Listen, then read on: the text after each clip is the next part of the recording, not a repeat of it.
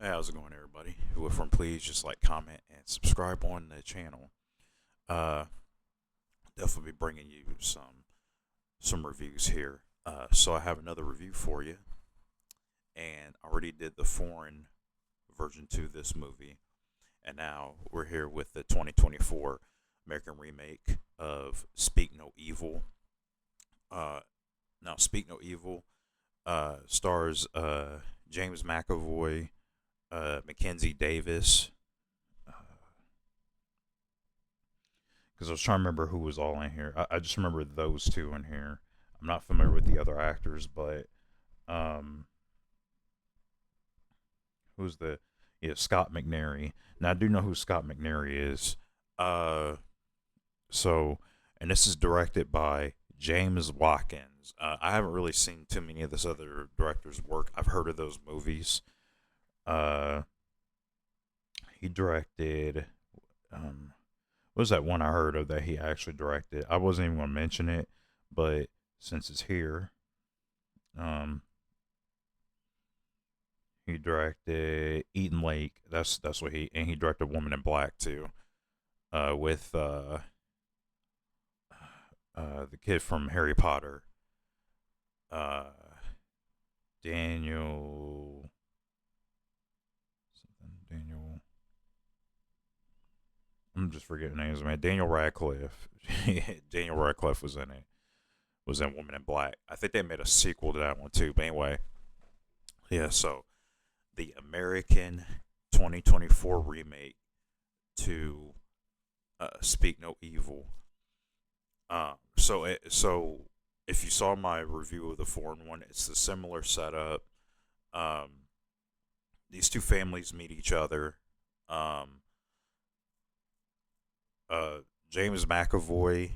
Now he plays the abrasive uh one in the family. He's playing the abrasive guy. Basically, he's like abrasive. He's really persuasive. He'll tell you like, hey, he'll make you pretty much feel bad about being rude, and that's essentially what this movie does. Is it keeps the same thing as the original foreign version.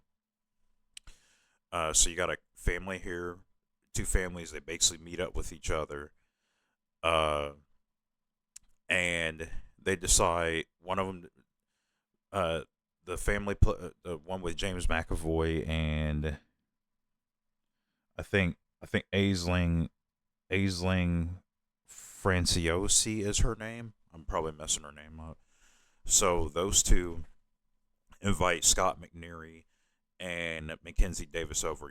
Scott McNairy, and Mackenzie Davis. They're this really nice couple. Uh, uh, they basically decide, they're going to go and meet up with each other, go over to their house, and spend time with them, stuff like that. Stay a few days or whatever. And again, and just like that original, this is pretty much about kindness. Just being kind to each other, and not wanting. It's the fear of not wanting to be rude to somebody, and they play this movie up really well, doing that. It's a really unique take. It's just a really unique thriller idea. Even if it seems like um, James McAvoy and his family is a little off at times, they don't want to be rude. And then James McAvoy, just like the original actor, he does a really good job of sort of playing that really convincing person, even though he's out of line a few times here and there. Uh, I think the acting is really good. Uh, and honestly, like the now the thing I like about this one, I think is slightly better in some ways, is they've made some additions to this one that gave the characters a little bit more depth. Um, so it didn't really show it in the original.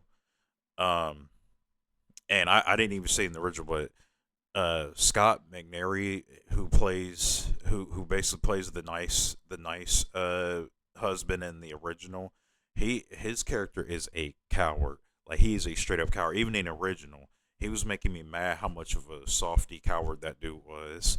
Like he just does not. He has no balls. Like he has no spine. Yeah, so he does not stand up for himself.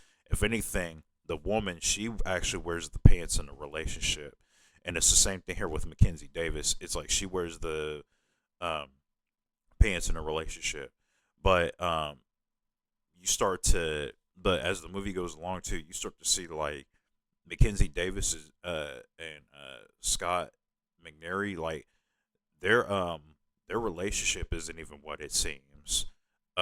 And that's what I liked about this one compared to the original, because in the original, it didn't really show that. It just showed they were a really nice couple. Where here, Scott McNairy's character, not only is their relationship kind of weird or kind of rough, but he's a really a passive aggressive guy. He's extremely passive aggressive.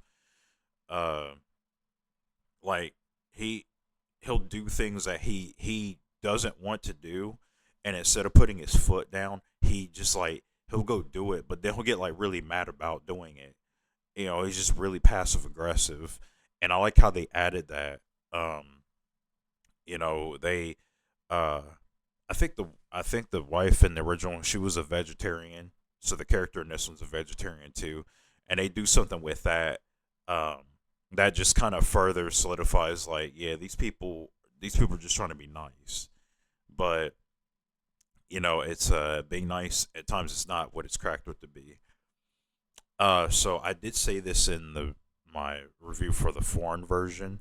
So if you watch this version, um, if you don't like if you like a happier ending, um, I don't know. So it's going to depend if you're like a big fan of the original, and you really like the original's ending. You might like this ending more, or you might be disappointed. I liked either ending on either version. Uh, so, but this does, I think, this ends more on a high note than anything. Uh, so I really enjoyed both versions. Uh, this one is good just as much as the original version, I think. So, like I said, the actors are really good. Um, they they certain things that weren't fleshed out in the original version, I think they're way more fleshed out in this version, and it actually makes the story a little bit better. So yeah, I'm going to give this one also a very high recommend. This is definitely a very high recommend for me. Um, so yeah, definitely check out this in the foreign version too. Um, so that was my review for Speak No Evil, the 2024 American version. So, uh, what did you think about it? Did you like this movie? Comment. You have the comment section right down there, right below this video, and just let me know what you thought about either version. If you like the foreign version better, did you like the American version better, or you like me? Did you like both versions? Uh, just let me know what you thought about it, and I will see y'all in the next video.